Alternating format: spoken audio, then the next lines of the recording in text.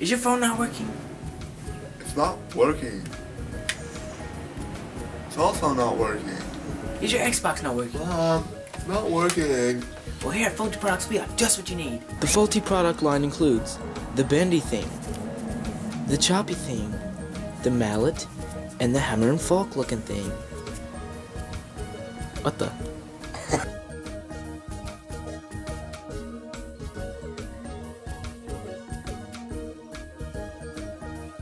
Just then you saw me breaking the phone in half with brute force using my hands. Now I'll show you how to break it with a mallet. Okay.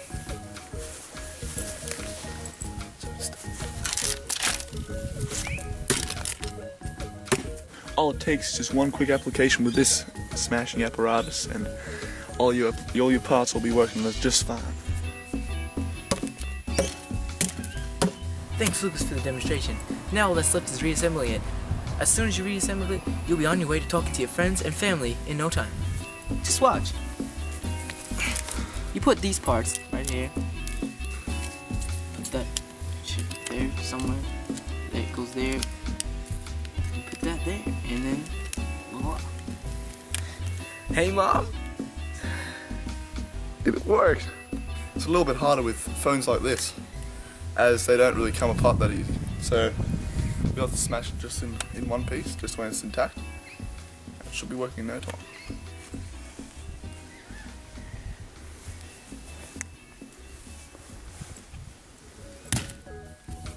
Okay, looks like it's done. Let's have a look. Okay, it's looking pretty good. Okay, let's have a little test run. There you go, try and call someone. Mom. It worked again. Now it's a demonstration on how to fix the Xbox. Mr. Dracula. Mr. Dracula. Mr. Dracula.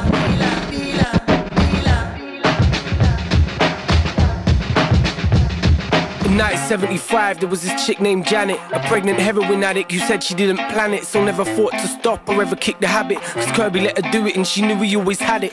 Down in this cellar with Trevor, another addict who was at it like an asthmatic, trapped in an attic, sucking on an asthma pump. Though you never know by looking at him, that's the cunt who by 1983 was in the National Front. Yeah, he had a shaved head but still got mashed on drugs, so Kirby didn't mind him hanging around that much, especially anytime Janet came round to fuck, get her fixed while her kid Chris waited around. A 9-year-old boy who was healthy and loud, considering when she was pregnant she was smoking a brand, and she was lucky that he wasn't born disabled somehow. Still when you're too loud you get a clap round your head. Kirby ain't his dad but he does what he says, stays downstairs in the cellar with Trev, while Kirby's upstairs giving Janet her meds. At least that's what they told Chris, still he ain't that dumb. He knows Kirby's upstairs banging his mum, while he's left in the basement with some racist cunt who's been waiting around forever for this motherfucking day to come. Mr. Dracula. What an environment to raise a kid. Ran crack dealers' houses and racist pricks. Trevor looted the place as well as maiming Chris. Left a permanent scar on his face, the same as his. With a razor blade, yeah, it takes the piss. Whether you prejudice or not, man, it's just a kid.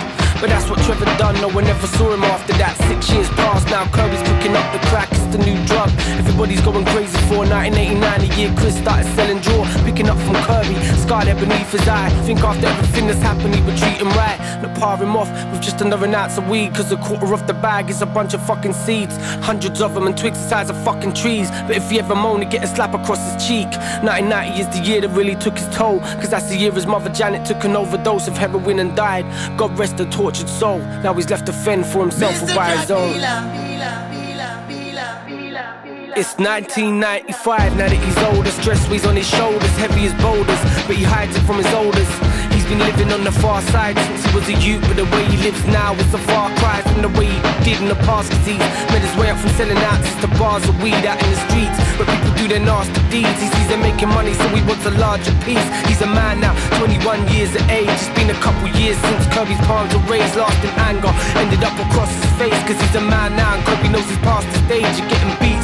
Said that don't change the way he treats Chris when he comes round to his to get his weed. Kirby don't like his attitude, he's cocky now, I believe. So again he passed him off with more twigs and fucking seeds. But Chris ain't having none of it, he ain't no little kid now. He squares up to Kirby, you really don't look that big now. And really can't do shit now but pay Chris what he owes. And we but also pride, cause that's what Chris takes when he goes. Kirby knows he's getting old, and that's what really hurts. He ain't cut out for this work the way he was once upon a time. But he don't know no other way to make a living on the grind. Selling drugs has always been his only way of getting by. Then the cops come round, undercover Fed come shut him down, lock him down.